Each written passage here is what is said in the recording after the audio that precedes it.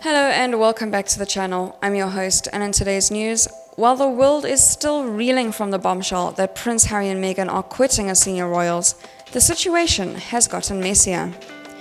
In a stunning announcement, the couple explained that after months of reflection and internal discussions, they have decided to step back from royal duties and carve out a progressive new role, while stressing that they would continue to fully support Her Majesty the Queen.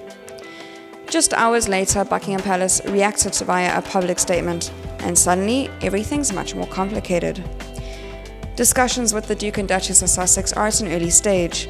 We understand their desire to take a different approach, but these are complicated issues that will take time to work through. It doesn't take a royal expert to read through those two incredibly terse lines. Harry and Meghan have completely jumped the gun. The Queen is not happy. Former Palace Press Secretary Dickie Arbiter said the move was unprecedented and broke down the royal family. Harry was an absolute bonus to the royal family.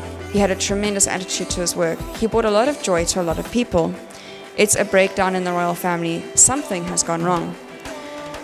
According to BBC royal reporter Johnny Damon, it's understood that no other member of the royal family was consulted before the Sussexes released their personal statement, and the palace is disappointed. Harry and Meghan said it themselves. Their decision was months in the making and made up of internal discussions, yet it appears the Queen and other senior royals have only just been brought into the fold. In fact, Prince Charles and Prince William are reportedly incandescent with rage. Their statement was not cleared with anyone. It breaks protocol. This is a declaration of war on the family, a senior source told The Sun. There is fury over how they've done this without any thought for the implications for the institution. The Queen is deeply upset. The Prince of Wales and Duke of Cambridge are incandescent with rage. Courtiers can't believe it. There are so many unanswered questions, but they've just up and done it without the thought for anyone else. The plan was there to discuss it and work it out a way that works for everyone in the family. This morning, royal expert Camilla Tominey also told the Today Show that the palace would have been blindsided by the statement. It is true to say that the Queen and the palace had no idea this was coming, which then explains the statement, which is pretty hastily written. Kind of one-sentence line that, for me, smacks a kind of instant PR reaction. We better get something out, but we haven't got anything pre-prepared, she said. What's even more interesting about the statement, in saying it's in early stages, clearly not according to the Sussex, who have already remodeled and written reams of copy for their new website, talking about their relationship with the media and how they want to change it, how they want to change the rules around funding, how they want to change the way they do the charitable work. Well, that smacks of something that has been several weeks in the making. It certainly appears to be based on the depth of information and pre-planning that has gone into the new couple's personal website, which was officially launched today. On the site, Harry and Meghan, who are in the midst of a legal war with two British media outlets, took a swipe at the press, declaring that from now on they would only provide access to credible media outlets focused on objective news reporting.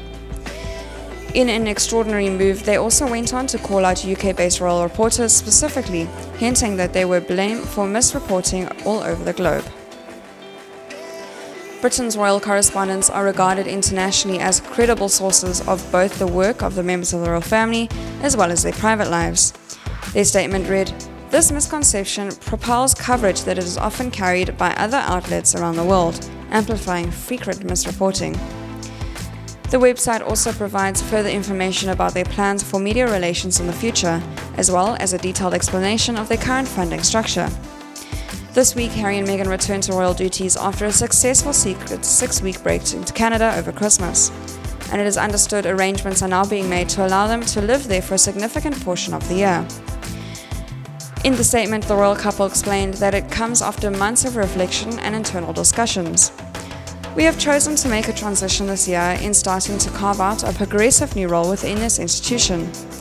We intend to step back as senior members of the royal family and work to become financially independent while continuing to fully support Her Majesty the Queen. It is with your encouragement, particularly over the last few years, that we feel prepared to make this adjustment.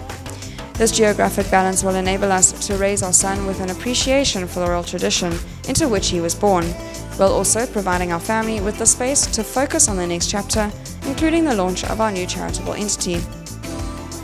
We look forward to sharing the full details of this exciting step in due course, as we continue to collaborate with Her Majesty the Queen, the Prince of Wales, the Duke of Cambridge, and all relevant parties. Until then, please accept our deepest thanks for your continued support. Meanwhile, trouble has been brewing between the Sussexes and the rest of the royal family for some time. Harry and Meghan's struggle with scrutiny attached to their royal duties has created a well-documented pressure cooker situation in recent months, with the couple reportedly feeling left extremely burnt out by the end of last year.